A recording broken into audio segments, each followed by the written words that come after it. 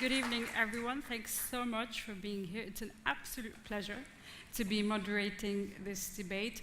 I'll start by introducing Sherin. For those who don't know her very well, Sherin is a sociologist of religion specialized in Islam. You are an imam, and you are a psychotherapist. You founded in 2014 an NGO that you hold dear to yourself. It's called Exit Circle, and it provides support for men and women who are subjected to abuse and violence. But I think for me, the word that describes you best, based on what you say in this book, is activist. You are an activist who works to give women in your community, in your Muslim community, more rights and leadership roles by offering a gender-sensitive interpretation of the religion. Hence, this book, Women Are the Future of Islam. Can I just start by asking you a quick question? Are we going to say imam or imama with an A? Let's say imama. Okay, do we know why? It's the feminine A, so we stick to imama. Okay, at least we know. So I will move on to a quote. I thought it sums up pretty well a lot of your thoughts about women and Islam. So I'll quote you. So you say, "For us women, the struggle has begun, and it will be a long one. Tomorrow and even today, we're changing the way Islam is perceived. We will fight Islamophobia, we will fight against the patriarchal structures within Islam and the interpretations of the Quran that allow for the discrimination of women. I will repeat this tirelessly as long as ignorance is in power." You say this in the book. Who are these ignorants? Who are you referring to? Thank you for the introduction, and salam alaikum, good evening. Thank you for being here. I refer to Muslims who put forward a discriminatory interpretation or reading of the Quran. In the first house mosque in the Islamic civilization, that was the house mosque of the Prophet Muhammad, peace be upon him, in Medina in 600. Women were actually leading the prayer for other women in the house mosque of the Prophet after his death. There is also a very famous hadith story where the Prophet goes to the house of Waraka and he asks her to lead the prayer for her household. So there are at least 3 narratives, hadiths, about women who led the prayer for other women. And some would even argue that Waraka led the prayer for both men and women, but it's a dispute which is still going on today. But we can conclude that women had a very distinguished role when it comes to disseminating the Islamic message. What happened? How come that we Muslims in 2018 still do not give women the basic right to serve as female imams in our societies? How come that we have normalized these patriarchal structures within our religious institutions, within our societies, in the reading of the Quran, in our families? How come that we still today have normalized these things? And I think that it started back then because the Prophet, peace be upon him, he actually blessed the concept of female imams. And after he died in 632, we had the 4 caliphs and the 4 caliphate.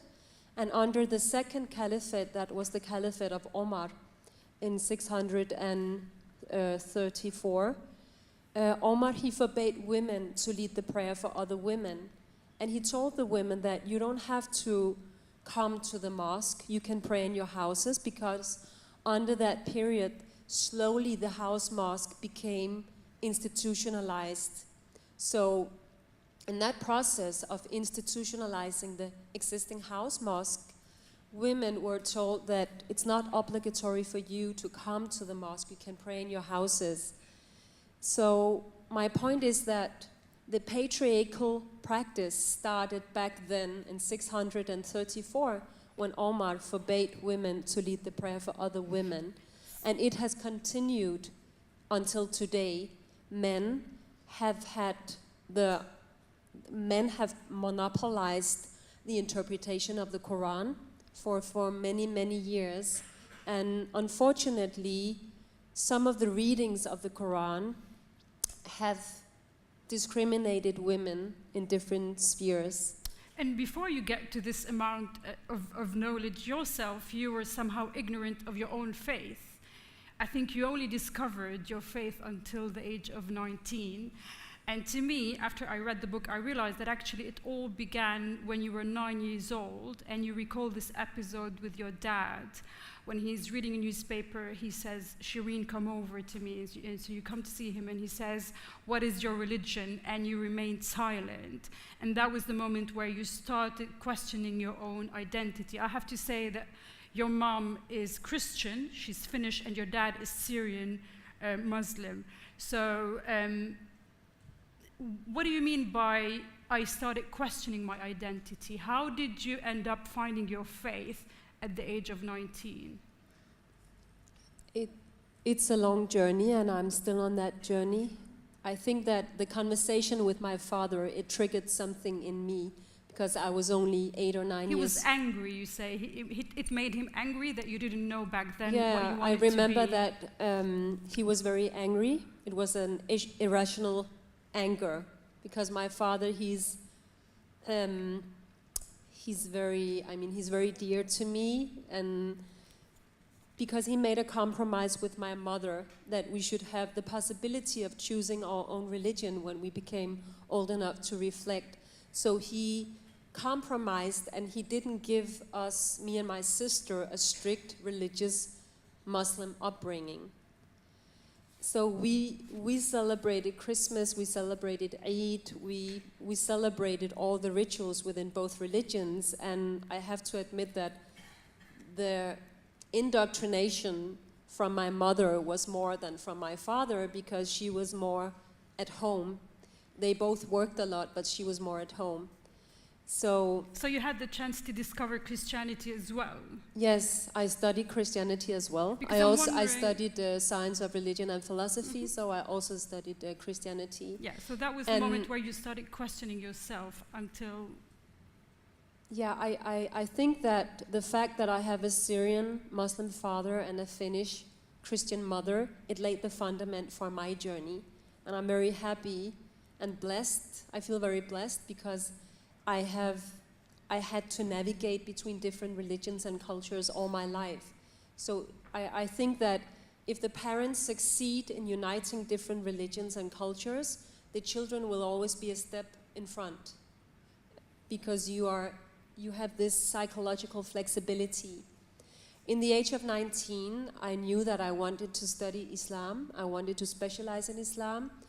The choice was between psychology and religion, and I chose religion. It's through martial art, no? It's through a kung fu teacher that you decided. It's an encounter with a kung fu teacher that made you decide that you don't want to pursue your dream to become an actress. Sorry, I didn't hear you. It's through martial art. It's an encounter with a kung fu teacher. It's a bit of an unusual encounter, no? I mean, it was just one factor among many factors, but yes, I met different people who affected me in different directions. Mm-hmm. My first meeting with Islam was Sufism. Sufism is the spiritual path within Islam, and my father has always been on the Sufi path. I was introduced to Ibn Arabi, and to the studies of Ibn Arabi. I went to Syria, I did my thesis on Sufism and Islamic activism, and I met a teacher there. He was a scholar, and he was studying Ibn Arabi. So I became his pupil, and I was very lucky. And so I think that Sufism has played a big role when it comes to defining who I am, and also when it comes to the activism that I represent today.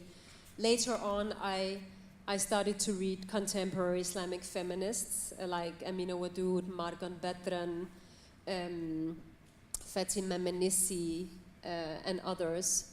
But the initial inspiration came from the East when I was studying in Syria, and it came from the Sufi literature.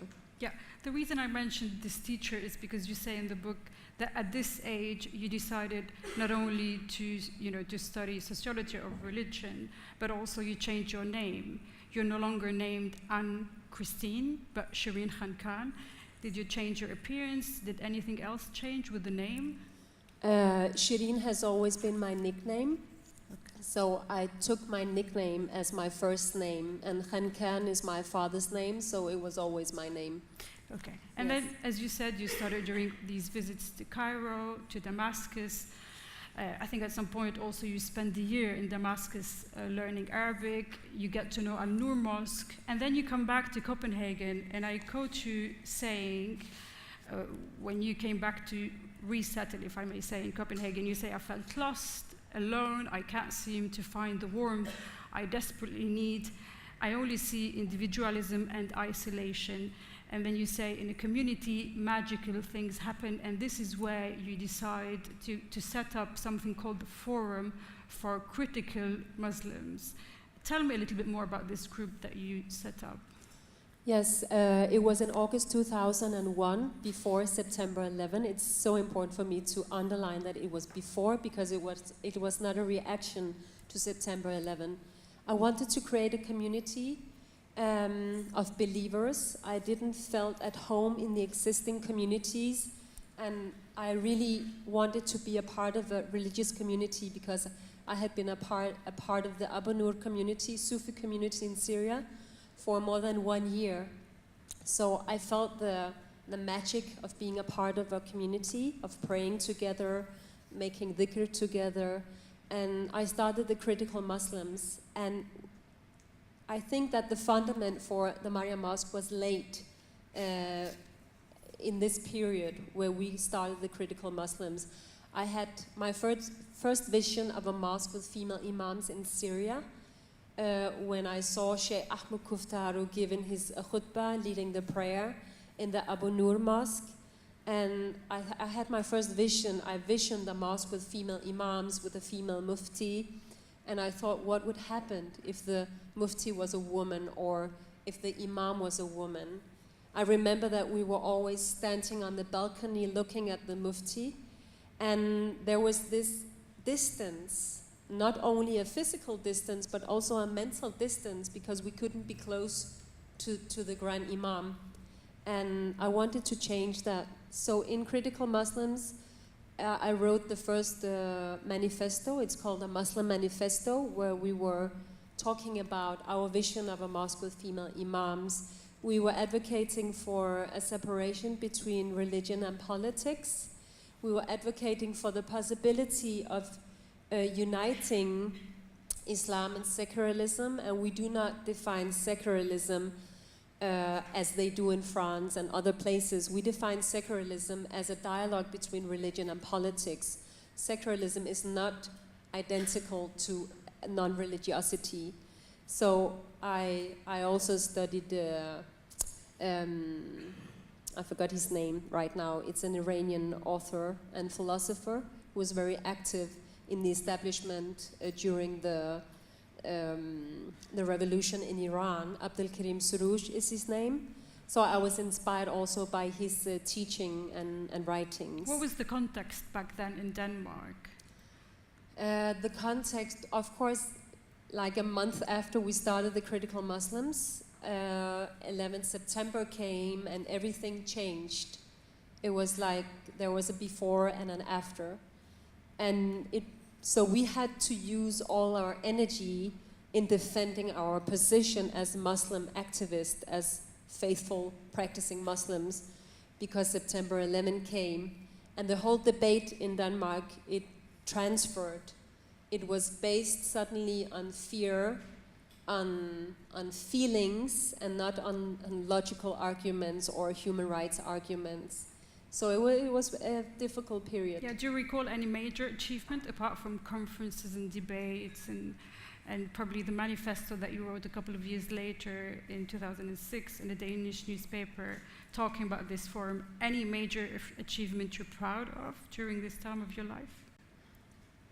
I look at ourselves as a group. We were a group of intellectuals, and we were the first Muslim organization in Denmark who had a female leadership. So we introduced the concept of female leadership, of female Muslim spokespersons in Denmark.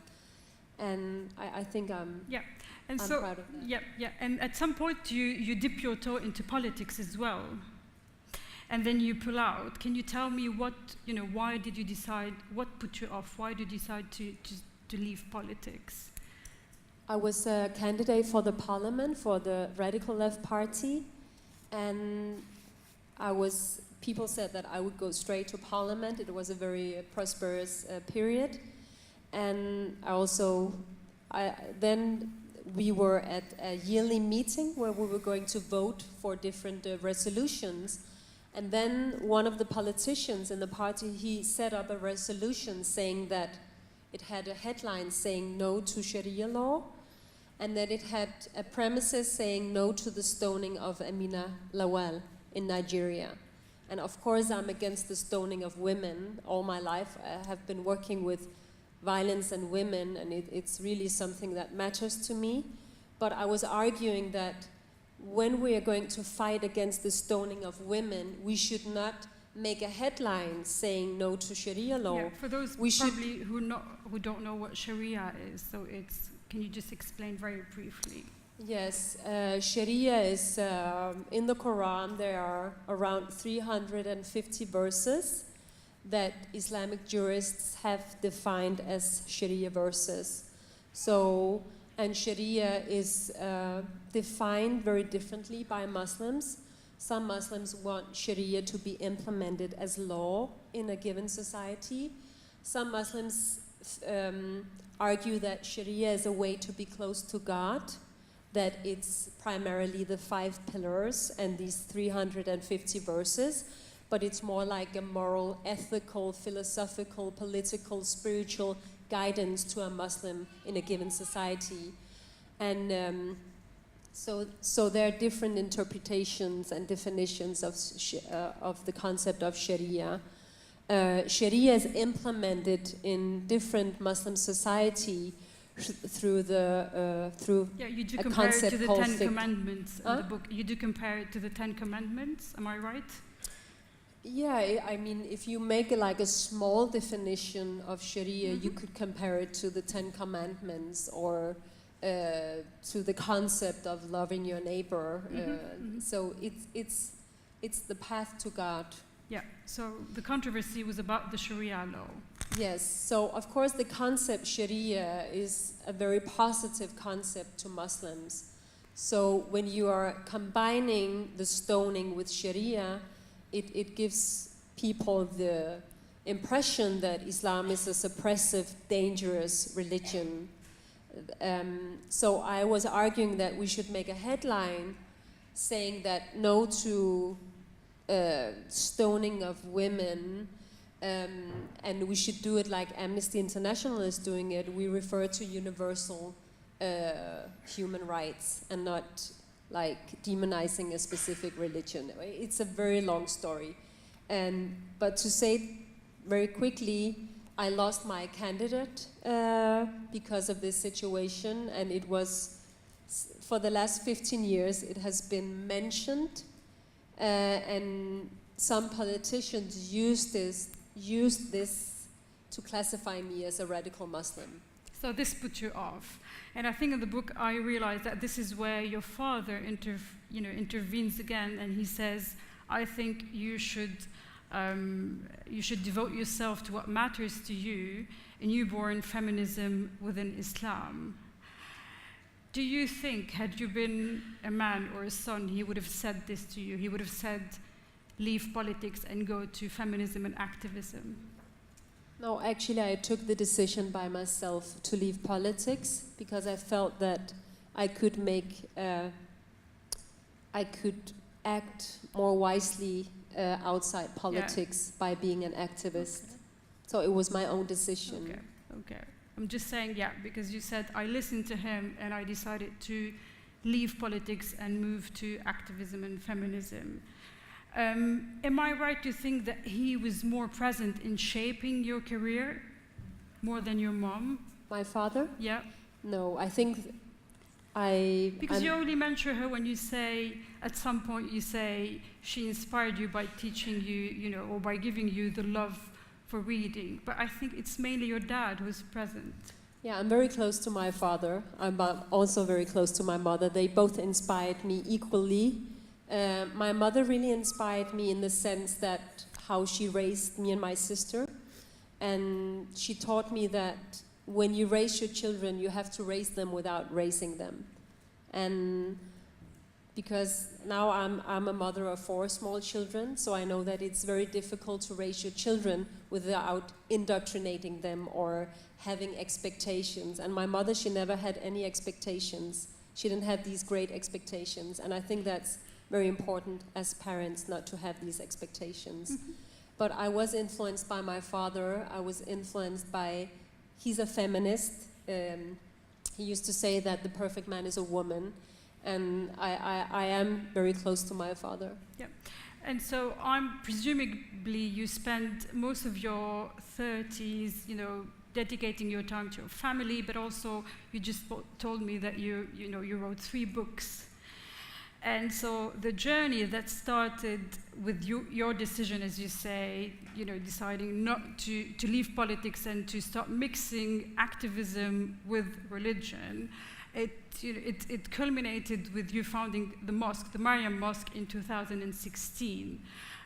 So the Maryam Mosque, I'll say very quickly, so it's an 800 square feet apartment. It's in Copenhagen. It's the first in Scandinavia. It's led by a female imam, or an imama, as we said, we're going to say from the beginning. It's based on Sufism. I think the main important thing with this mosque is that it's breaking a lot of taboos, if I may say. So you are doing things that are widely contested within the Muslim community. You did officiate a series, or let's say, I think 20 or more of interfaith marriages. You are giving women the right to divorce, meditation classes. I met you, I went there and I saw the mosque. Am I right to say that it felt to me it's more like a home, a social, religious home, rather than a mosque in the classical way? Yes, it is like the house mosque used to be in Medina, because before the mosque became official, you had these house mosques in different homes. So in Denmark, we don't have a tradition of having these grand mosques, so it's also a matter of culture and possibilities. If, for example, I went to Bradford, and in Bradford alone, they have like hundreds of beautiful grand mosques on every corner. But in Denmark, we only have 2 grand mosques, one Sunni and one Shia mosque, and they are paid from abroad. So, and besides that, we have hundreds of mosques in basements, in apartments. So this is like the tradition in Denmark. This is how mosques are established. And it's a matter of economy and possibilities. And who are the kind of people who are, visiting the mosque, who are basically, who are part of this mosque? We have people who come to the mosque for Islamic spiritual care. We have people who come to the mosque because they want to be a part of our Islamic academy. We have started an Islamic academy. We started an Arabic school for children, so we also have young children coming. We have people who come for the Friday prayer. We have people who come because they need a divorce or they want to get married, an Islamic marriage. We have people who come for dhikr. And then we have people who come from abroad. It's actually quite funny because we are the only mosque which is placed in central Copenhagen. It's placed on the most famous walking street in Copenhagen, very close to the synagogue and the round tower. So when people travel to Denmark, they Google a mosque and they find the Maryam Mosque and they come to pray during the week. And we have a lot of men, also Salafi men sometimes, who comes and they don't even look at us women, and they don't know that it's a women's mosque with female imams. They just pray and they leave again. So it's actually attracting a lot of people, also from abroad. Yeah, and correct me if I'm wrong, I think the controversy worldwide is not about women leading women in prayer, it's more about mixed prayers. We decided to make our Friday prayers exclusively for women. So the Maryam Mosque is a women's mosque on Friday. But on all other days, it's an all-inclusive mosque for all. And we have men who comes to pray, we have men who comes for the dhikr, for the academy, for the Islamic spiritual care. And in the beginning, when we were going to vote whether it was going to be a women's mosque or a mosque for both men and women for the Friday prayer, I was voted down because I was in favor of a mixed mosque. But I'm very happy about the decision today because I realized that if you want to create change, you have to be aware and you have to do it very slowly. And you cannot burn all the bridges behind you because then you cannot be a bridge builder. So I'm really happy about the decision because we are on safe theological ground. 3 out of 4 Islamic schools allow female imams leading the prayer for other women. So a mosque with female imams leading the prayer for other women, it's not controversial at all. And because we are on safe theological ground, we do not receive any kind of criticism, and we can make the real important revolutions, which are women's right to serve as female imams, women's right to disseminate the Islamic message through the khutbah every Friday after Friday, week after week, year after year, women's right to interfaith marriage, etc. We have developed 9 theses of reform based on Islamic principles of justice. So I think it's actually very wise to have a women's mosque when it comes to the Friday prayer. I just want to add that Ibn Sa'd, he's a historian from the 8th century, and he has written a biographical lexicon called Kitab al-Tabaqat al-Kabir. So if any of you want to go deep into the topic of female imams, I can recommend this biographical lexicon. It consists of 8 volumes. The 7 volumes are only about the men in Medina who followed the Prophet, but the 8th volume is only about the women. Okay, let me just intervene on this. So just so we finish this story about mixed prayers. In the book, you mention this Islamic scholar called Amina Wadud. She was the one who basically in 2005, she did lead a mixed prayer. It ended up being very controversial. So you do mention her.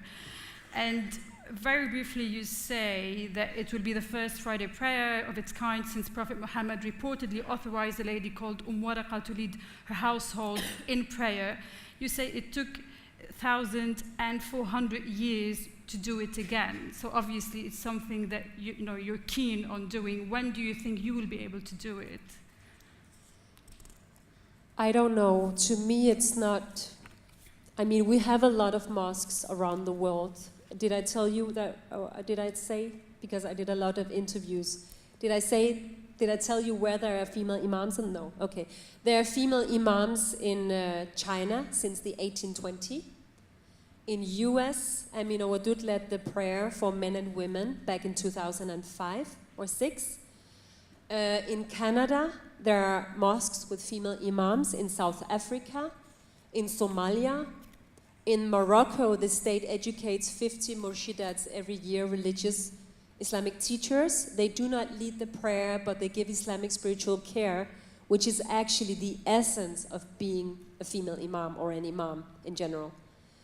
In Germany, Halima Krausen was selected by the Shia community to lead the prayer, not to lead the prayer, but to be a female imam. In Köln, Rabia Müller led the prayer for both men and women. And in Berlin, they started a mosque. In Los Angeles, they started a women's mosque. They have a Friday prayer every month where different women gives the khutbah and leads the prayer on shift.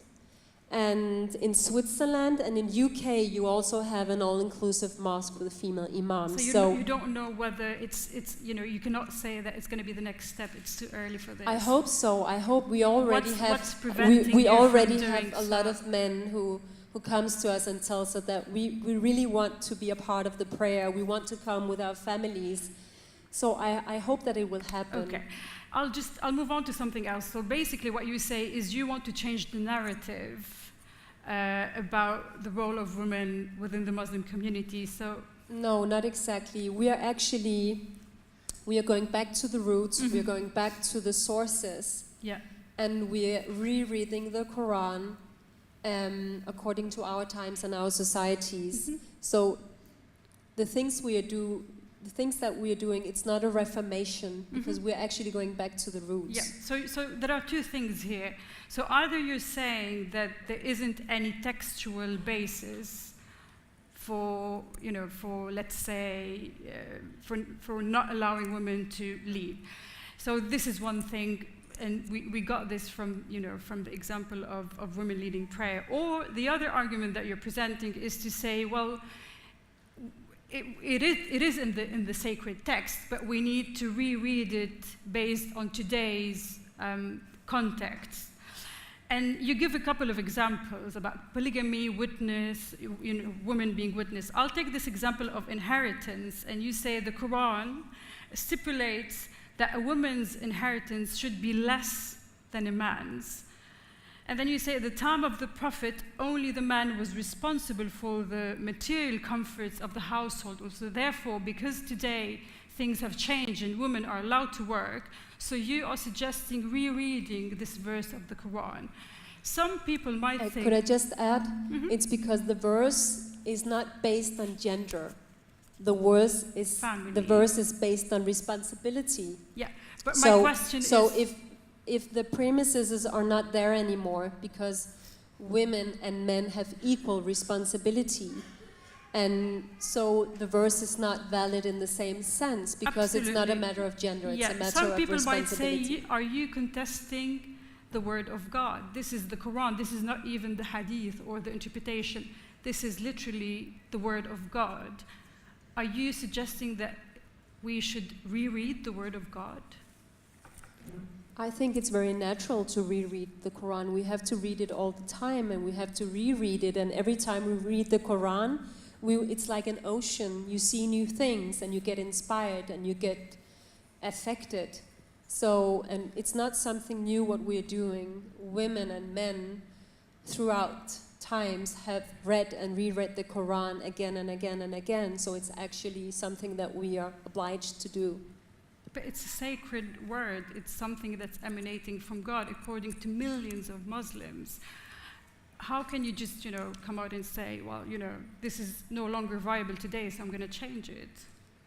We too believe that the Quran is the sacred word of Allah, but we have to read the Quran, and when you read the Quran, you have to interpret the Quran. So we are doing the same as scholars have done always. It's not something new to read and interpret the Quran according to our times and our society. And we have based our knowledge on other scholars' knowledge. So it's not something new what we are doing. Yeah.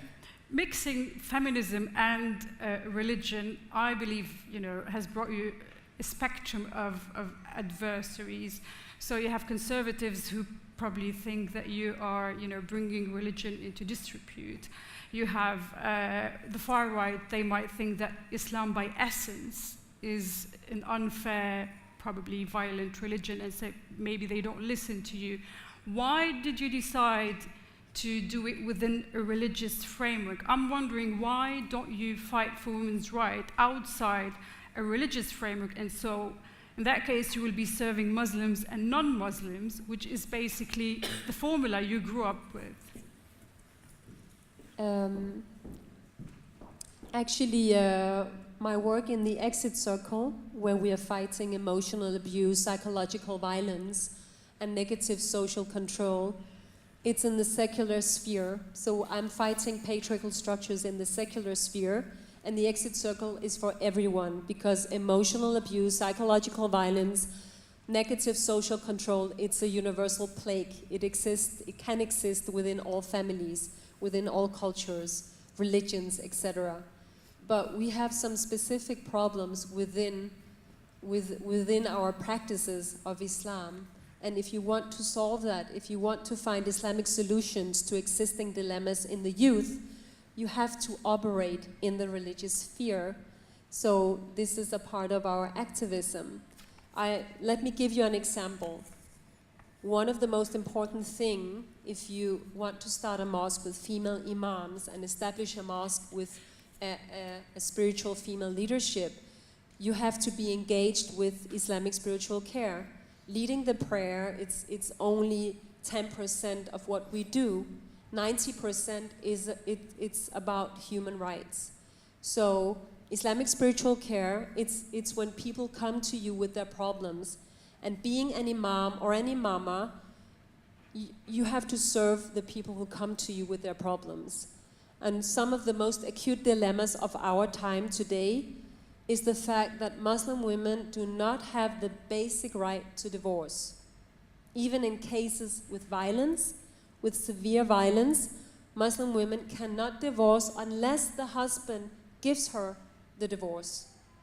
And we are trying to change that. We have constructed a new Islamic marital contract, and it is stated clearly that Muslim women have the right to divorce, polygamy is forbidden. If mental or physical violence occur, the marriage is annulled. So these are three premises that are included in the contract. In Denmark, only 2 Muslim communities give women the right to divorce in the contract. The rest of the imams, they will tell us that you can divorce, but you have to ask for it when you marry. And they don't tell them that you have to ask, you have to put this into the contract. So, and who's thinking about divorce when you marry? Nobody thinks about divorcing. So it's actually quite crucial that we try to find ways to standardize an Islamic practice where imams all over the world implement women's right to divorce in the marriage contract. It's so easy. It takes 2 minutes to change that practice. So that's one problem. And you might think, some of you, why is this important? Because we live in Europe, and it's European law that counts legally. And Islamic marriage or divorce do not count legally, and that's true. But within the Muslim communities, the Islamic marriage counts spiritually, religiously, psychologically, and the same goes for the divorce. So if you divorce according to Danish law or your law in UK, still you can find difficulties escaping a marriage because the husband might tell you that you are still my wife. I won't give you the divorce. You still belong to me. So we have to find ways to solve these existing problems, dilemmas that we are facing. There's no way to find a solution outside the religious framework if you... Yes, of course, you can get your divorce easily through legally, but if the woman still feels trapped psychologically, religiously, spiritually, then you cannot tell her, you are free, you are divorced according to Danish law or UK law. She still feels trapped because she's trapped within a religious marriage. So we are conducting divorces to women who cannot obtain a divorce anywhere else in Denmark because the husband refuses. Another very important dilemma, and I think that's the most acute dilemma of our time, it's the question of interfaith marriage. I have 2 boys and 2 girls. My girls are 7 years old and 14. What are the chances of my 2 girls falling in love with a non-Muslim? It's huge because we live in Europe, we live in Denmark. The father of my children, he would argue that it's not a problem. It's not a problem because I have raised my children so well so they will not even think about falling in love with a non-Muslim. And this is actually not a very rare point of view. You also find the same view among Jews or Christians or Buddhists or other religions. But as a Muslim leader, as an imam, as a spiritual leader, we have to find Islamic solutions to these existing dilemmas in the youth. And in the Maryam Mosque, we have decided to conduct interfaith marriages. It is happening in a few mosques around the world, so we are not the only ones.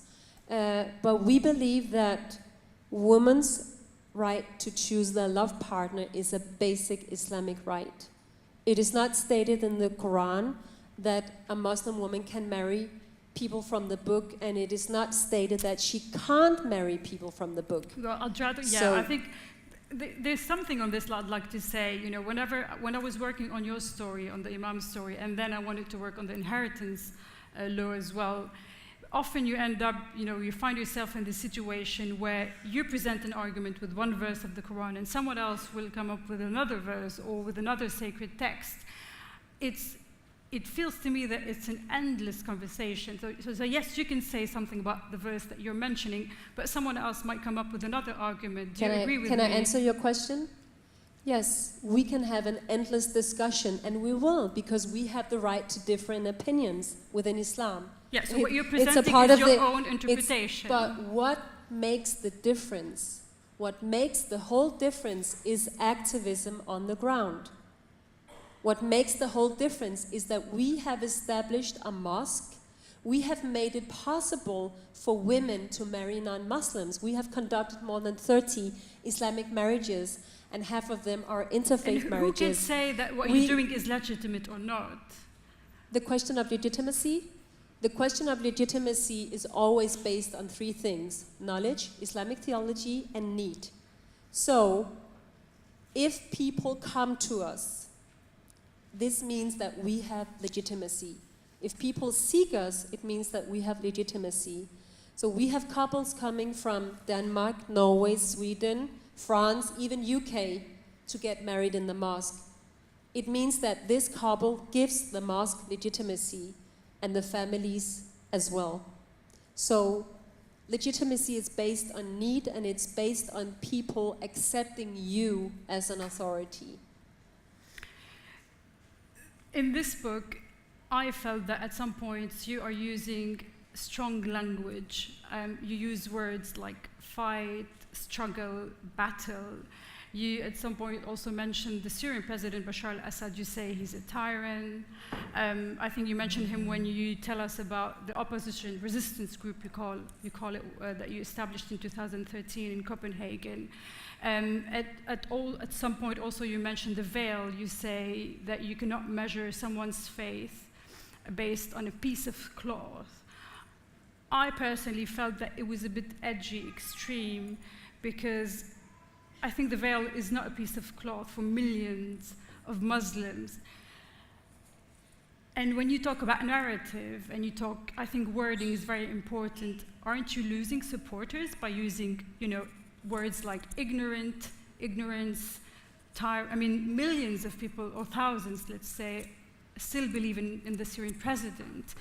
Describing Bashar al-Assad as a tyrant. But not only, I'm not talking I think about that's the Syrian an president. under-exaggeration. Yeah, I'm talking about the language, ignorance, tyrant, piece of cloth. How are you defining the way that you are addressing these people? When I talk about that's just one sentence that you are taking out of a context, because when I speak about women's right to cover or not to cover themselves, it's not just one sentence. No, yes. I know, you mentioned the hijab in a different way. I'm arguing that women should have the right to cover themselves or not to cover themselves, and I would protect any woman's right to cover her hair and not to cover her hair. I'm against the burqa ban. I'm against the niqab ban in Denmark recently. On the wording, do you think you're losing supporters by using these words? I'm not really occupied.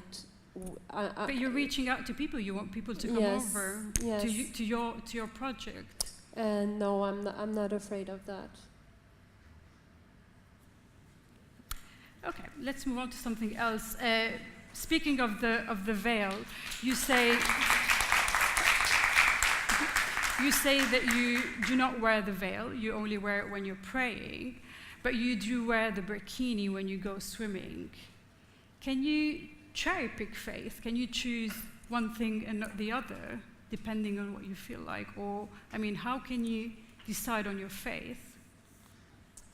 I think that Muslim as all people in the world, when we practice our religion, we use our imagination and we try the best we can to practice our religion.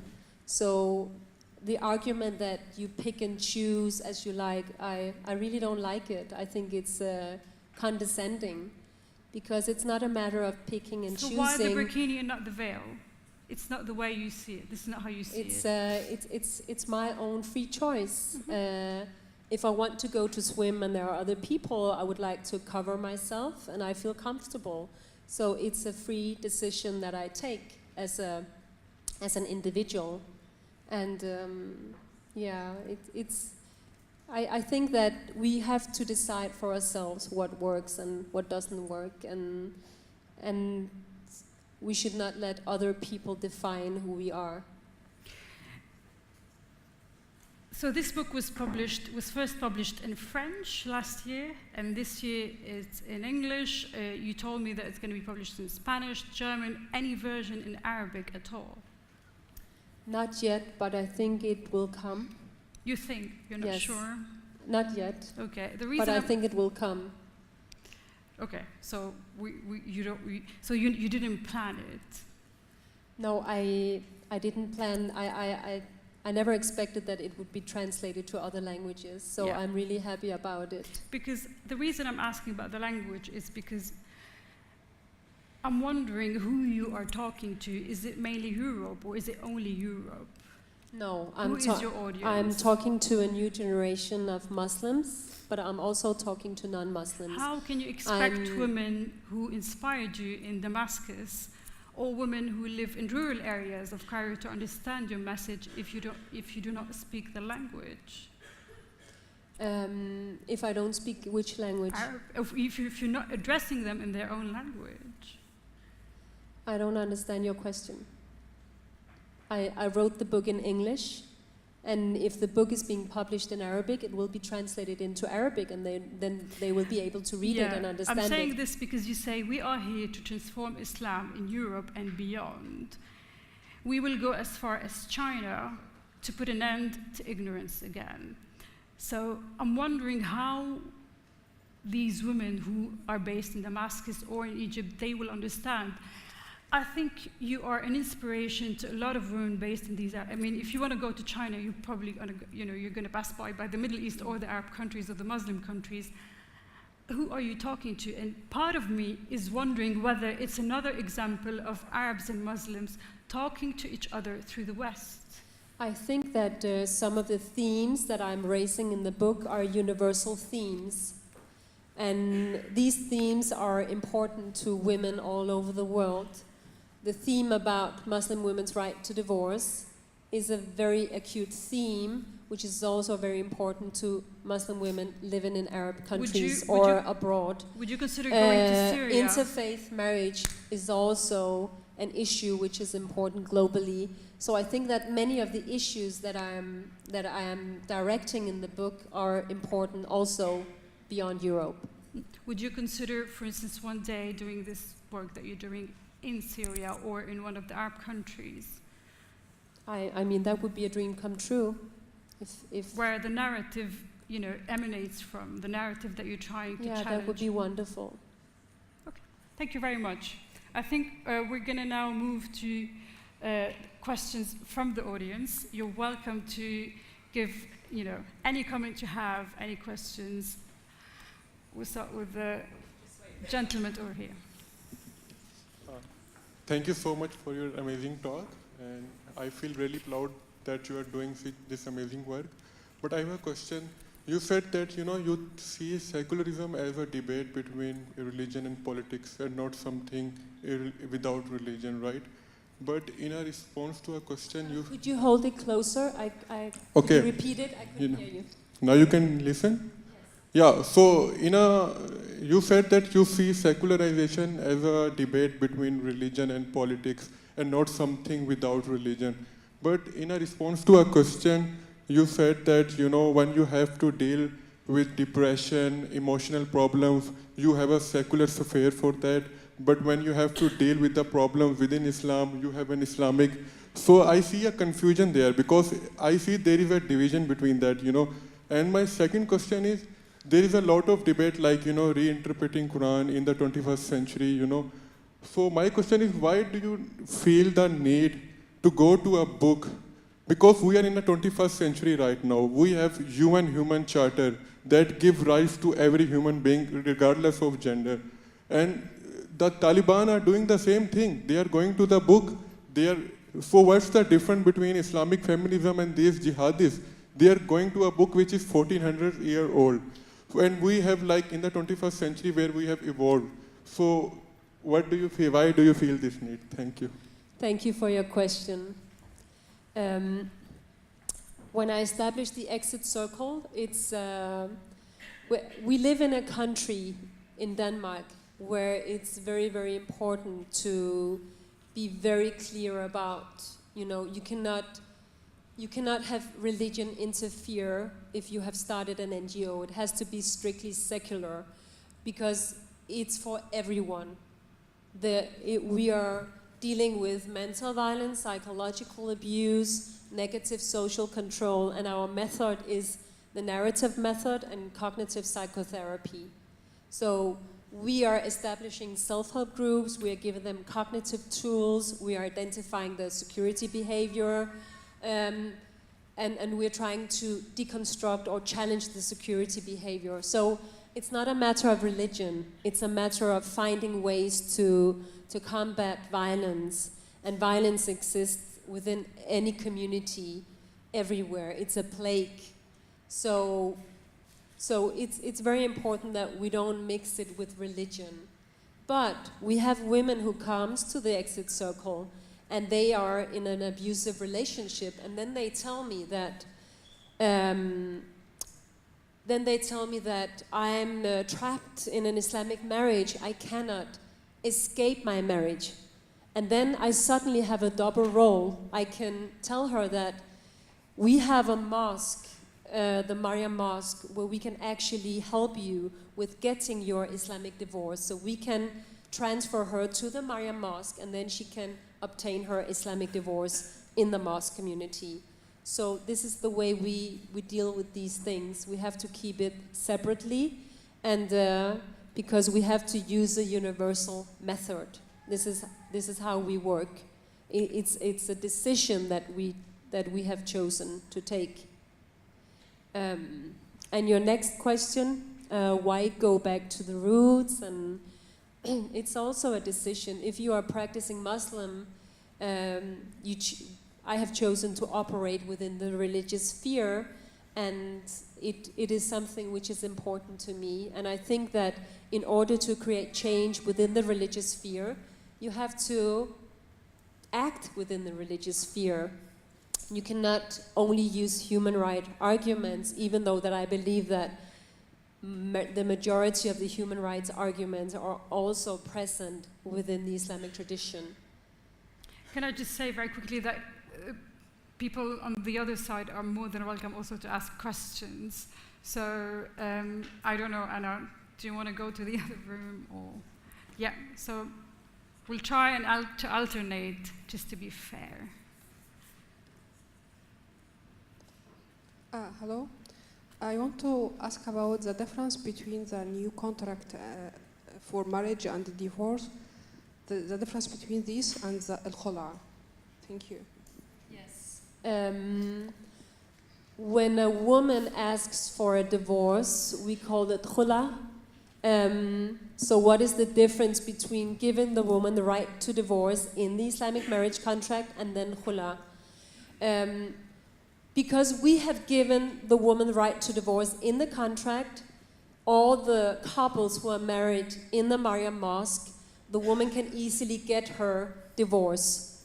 But if you're not married in the Maryam mosque and you are married somewhere else and you come to the mosque, we give the woman a khula. So that's the difference. I think we had a question from the lady in blue. Hi, thank you. Just wanted to say, I think what you're doing is super interesting. My colleague Anna, who's actually from Denmark, told me about you a few weeks back, so it's great to be able to be here. But just wanting to hear a bit more about the sort of empowering elements that you cover, maybe at the mosque, through the classes, the sort of empowerment of women and feminism through Islam, maybe the classes that you were saying that you have, the spiritual classes and things, but the topics you cover, I think there's a lot in Islam that is empowering, so I'd love to just hear a bit about what you focus on. So what do we teach in the Islamic Academy? Yeah. Yes. We have a course every month, 3 hours course, and we have like 17 courses presented. So far we have had courses concerning Islamic philosophy and Islamic feminism. So these are the 2 courses that we have so far. We also plan to have courses on Sharia, courses on also very practical courses, how to lead a Friday prayer, Islamic spiritual care, how to give Islamic spiritual care, what is Islamic spiritual care, Sufism. So these are some of the topics that we are planning for. Next question, maybe? Our vice president, he has a PhD in Islamic philosophy, so he's one of our teachers at the academy. Anyone from the other room? Maybe? Yes, we do have a question. Assalamu alaikum. Alaikum salam. I'm really happy to be here today, and I really admire your courage to have a mosque for women. But I'm a bit confused about being imam for men. If you have any background or for this point. And the other thing, I would like you to recommend a scholar or a reference to tell us more about women's rights in Islam. I can recommend Amina Wadud. Okay. Yeah, she's a great female scholar. She has written a book called A Woman and Quran that I can recommend, where she's giving a rereading of the Quran. I can also recommend Shaheen Sadr Ali. Sorry? Shaheen Sadr Ali, she's from Pakistan, a professor in law. She did her thesis, a doctoral thesis on, it's called Equal Before Allah, Unequal Before Man. I can of course recommend Fatima Menisi and Asma Lamrabet if you're interested in the question of interfaith marriage. Yes, these are some of the women I would recommend. And your other question, it was about the women leading the prayer for both men and women. It's really a very, it's a topic, I mean, there are very different opinions on the matter. The majority of Muslim scholars agree that it's impossible, that a woman can only lead the prayer for other women. So, but you can find scholars who accept it at Tabari, who actually had his own law school. We had hundreds of law schools within Islam, and then we canonized only 4 Sunni Islamic law schools and 1 Shia. But before these 4 schools were canonized, there were hundreds of schools, and the school of Tabari actually accepted female imams leading the prayer for both men and women. But as I said, it's a very rare view, and the majority of scholars at Al-Azhar and other places, they agree that it's not a possibility. But Amina Wadud, she's one of the female scholars who argue that it is possible, and people who argue for women leading the prayer for both men and women, they would refer to the hadith where the Prophet goes to the house of Waraka and asks her to lead the prayer for her household, for her dar. And they argue that her dar consisted of both men and women, so that the Prophet actually asked a woman to lead the prayer for both men and women. But you will find different opinion on that matter among scholars. So people differ in opinion.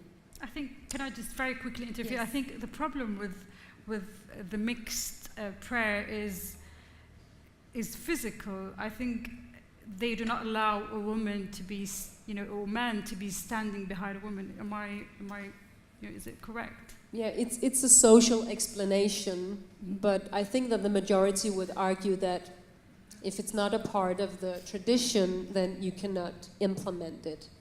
So, question in the front here. but I have to underline that in the Maryam Mosque, we do not lead men in prayer. We lead women in prayer only. And because we only lead women in prayer, we are actually able to do all the things that we do. So to us, it has been effective. And I'm so happy that the majority voted for a women's mosque only on Fridays. And actually, I also realized that magical things happen when women are alone at the Friday prayer.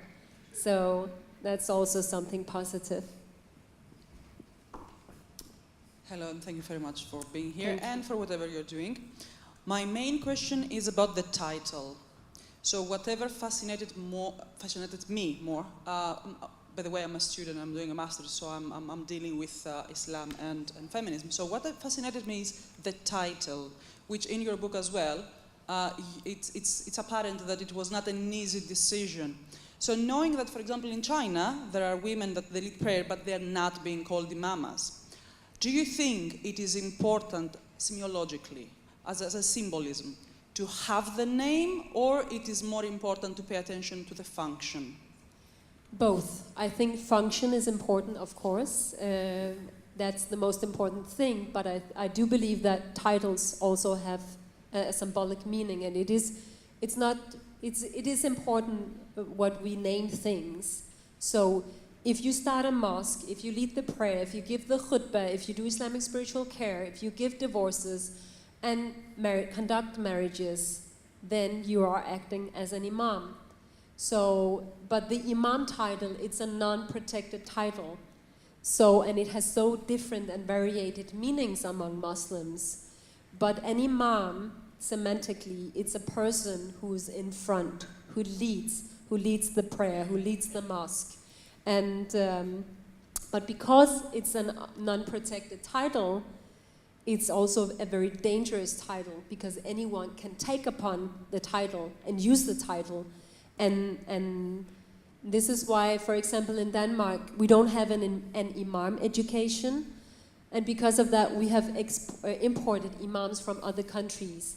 They don't know the language, they don't know the culture, and sometimes they have a very rigid interpretation of Islam. So, of course, that affects the messages that they're disseminating. So in the Maryam Mosque, we decided we have to rely on the Western educational system because we live in Denmark. So in order to become an imam in the Maryam Mosque, we have set up the following criteria. You have to have at least that master in Islamic studies, in Arabic language, Islamic philosophy, or a related subject. Then you have to take courses at the university in Islamic spiritual care. You have to take courses in it's a specific course in family law for religious preachers. And I am also a psychotherapist, so I combine Islamic spiritual care with cognitive psychotherapy when I give Islamic spiritual care sessions, which gives us a strength, because when you are an imam, it's mostly about giving Islamic spiritual care. That's 50 or 60% of our work. So you need to know how to speak to people. You cannot validate or you cannot judge or when you speak to people, you have to meet them where they are. So there are different ways of approaching people. And to me, if you ask me what is the most important characteristica, combined to the concept of the imam, if you ask me, I would tell you that you have to find a person who knows how to speak to people, who knows how to meet people without judging. So that's the most important thing, without indoctrinating. Question on the other side. Hello, hi. It was great listening to you today. I just have two questions. So the first one is that in Islam, the mosque is usually earlier, not now. It was considered this place of association for both men and women, and not just in the religious sphere. So cultural, even economic activities were supposed to be taking place in mosques. So your move to start, like, I understand that men do come to the mosque, but initially what made you start, a female mosque? Was it because you were not allowed any other space where you could actually associate and participate, or was it to make a point? It could be an empowering, but I mean, which one was it? Like, which had the greater weight? And the second question is, in the Islamic marriages that you conduct in the Maryam Mosque, what weight do you, or how do you interpret the notion of qiwama for that like in Islamic marriages is usually given to the men? So what place does that take in your Islamic marriages that you conduct? Thank you. Thank you for the questions. The first question was, it was about the mosque. The mosque is not only a place of worship, it's also a place of knowledge. It's also a place of education where people gather, not only for worship and for dhikr, but also to be enlightened. And in many mosque communities, they have a center for knowledge. So this is also why we started the Islamic Academy, because we want to create a place of knowledge where people can educate themselves and find knowledge about Islam. And the other question, what was the other question? It was about qiwama. So when in the Islamic marriages that you conduct, how do you interpret, or how do you inform the couple about the notion of qiwama to the men? Because it's something that comes across when you're reading the Quran, it comes up. So so that the man has the responsibility, or that yes. So how do you so are you talking about الرجال قوامون على النساء? Yes. Okay. Yes, when we do the Islamic marriages, we have the pre-conversations. So we, sorry, I feel so bad that you're sitting out there, all of you. We have the pre-conversations. So we invite the couple for conversations, and we also invite the families. We rather not marry people where the families do not approve. So we always try to reconcile with the families. And we talk about, marriage, we talk about the life, we talk about their expectations, we listen. And they have to be married according to Danish law as well before we marry them Islamically. I do believe that it is stated in the Quran, in Surah 4, that man is above the woman. This is how it is translated, or it says, Al-rijalu qawwamuna 'ala an-nisa. But the word qawwamuna in Arabic, it has many different meanings. As many Arabic words, they have very different meanings. So qawwamuna, unfortunately, it's being translated with men are above the woman. And luckily, we have a new Quran translation recently by one of my brothers. His name is Amr Majid. He also did a biography about the Prophet. And in this new Quran translation, he didn't interpret the word qawwamuna with the man is above the woman. He interpreted the word qawwamuna that the man is taking care of the woman, that he's, I don't know the English term, that he has to encourage the woman and support the woman. Like, it's like a pillar that you have to stand behind your woman as a pillar, support her, encourage her in everything that she wants to do, in her dreams, in her goals, in being a mother, in being a woman. So that's the interpretation put forward, not only by this specific brother and the Quran translation, but you will see a lot of scholars who put forward these interpretations, not only women, but also men, they put forward. And this is also what we stress in our conversations, that when you enter the marriage, you are equal, you are partners. We have a 7 long pages, our Islamic marital contract, and it is stated many times that you are equal partners and you are equal responsible, and You have to respect and honor each other. So the man is not above the woman. The man has to take care of the woman. He has to encourage the woman. He has to be like a pillar. And the woman also has to be like a pillar and encourage the man and support the man.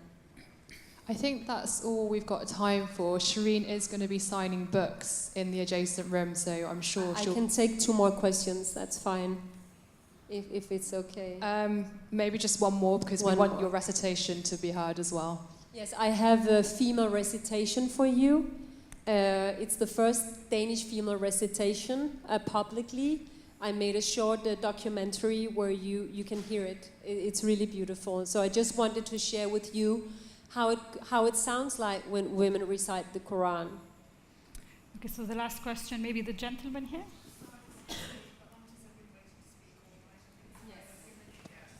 Sure. Let's hear the women today. You can ask me after. Thank you, Sherin. It's a great honor and privilege to listen to you tonight. I actually, when I first heard about you, I heard you in an interview on BBC with my teacher, Sheikh Halima Krausen, who's here. I think you know her. And it was interesting before I actually heard you on the interview that the press about you was actually quite, the British or the Western press was very sort of skewed and gave me very negative impression actually, so I didn't know what to expect of it. So I was quite surprised, and I'm also part of a British-based Muslim organization called An-Nisa Society, which we've been running for 30 years. You are sort of obviously doing it in a little bit more institutional way, but we are much more grassroots. Can you hold it? Yes. We're a bit more of a grassroots organization, and I was very interested in the way that you have explained how you are drawing from your Islamic inspiration to look for solutions and to bring men and women together rather than and pull them apart, which is something of the work sort of we do. But what I was particularly, my question is that, yes, people tend to focus on us as women in particular and say, your men this and your men that, and what this about your men. And we get a lot of hassle about our men. And actually, our men is not as bad as people make them out to be. But I find actually, how do you deal with a Western mindset when you're being interviewed or when you're being addressed, who just cannot understand the inner nuances of what you're saying, right? I mean, as a Muslim, I can fully understand what you were saying, and it made sense. But I find, even in that BBC interview, I felt that the interviewer didn't quite get it, right? So how do you address that? Thank you for the question. I try to be patient, and I try to keep, making the nuances. I remember when I did my first interview in Denmark when I started the Maryam mosque, and it was Deadline. It's like Hard Talk in BBC, just in Denmark. I just went to the Hard Talk before I came here. You can see it tomorrow. And it was a very good experience. And when I was on Deadline in Denmark, it was so strange because I had 10 minutes and there was so many things that I wanted to say. And there were so many questions she could have asked me about this new mosque, a movement that became, that developed into a mosque community. But instead, she spent 10 minutes asking me the same question. And you know what that question was? She asked me, why don't you, I read in an interview with you that you do not want to lead the prayer when you have your period. Why don't you want to lead the prayer when you have your period? That's not very feministic. And I said, well, it's not a problem to me. This is how I operate. And she kept asking me the question for 10 minutes in 100 different ways. And I stayed very patient. And I just kept telling her that it's really not an issue to Muslims. We are 4 female imams in the mosque. They can lead the prayer when I have my period. Or I told her that I can do other things. I can still give the Islamic spiritual care. And the Islamic spiritual care is actually 80% of my work. But she wasn't content. She wasn't content because she felt that I was not a true feminist. I was not really fighting for women's rights, because I refused to lead the prayer when I had my period. So we just have to stay cool, calm, and collected. And I think that's very important. And also, one of my strategies is not to focus on the opposition. Because when you start a mosque with female imams, you will meet a lot of opposition. And the question of legitimacy is always there on the point. But I always focus on the good stories, on the support, because then it becomes more legitimate to support the Maryam Mosque. So I tell the story about the Grand Imam from Indonesia, who runs a mosque with 200,000 Muslims, who came to Copenhagen, prayed in the mosque with us, and he actually quoted Ibn Arabi, the perfect man is a woman. So, and he blessed the mosque, and he said that female imams is a blessing to our societies. I tell the story of Sheikh Fadlallah, who came from South Africa to our mosque recently. So these are the stories that I tell, because then it becomes more legitimate to support us. And I just want to end by telling you a story. It's a little story. It's so, I think it's very, it gives me a lot of hope. It was when I was preparing myself to lead the first Friday prayer back in 2016 in August, together with Saliha Maria Fete, a convert. And I was putting on actually this galabia that I'm wearing today. It's a present from my father from Syria. And I was putting on my scarf. And my 4 children were watching me. And my youngest daughter, Halima, she was 5 years at that time. And her friend was visiting the house, and she asked, she whispered in Halima's ears, "What is an imam?" And then Halima, she looked at me with very proud eyes, and she said, "Don't you know? An imam is a woman who's doing great things." So it is possible to change status quo. It is possible to change a narrative. It is possible to challenge the growing Islamophobia, and we just have to go out there and create that change. And we don't need to be a mass movement. We don't need a big grand mosque to create change. You just need a small place and gather a group of people, and then you can create that change on the ground. Thank you so much. Thank you.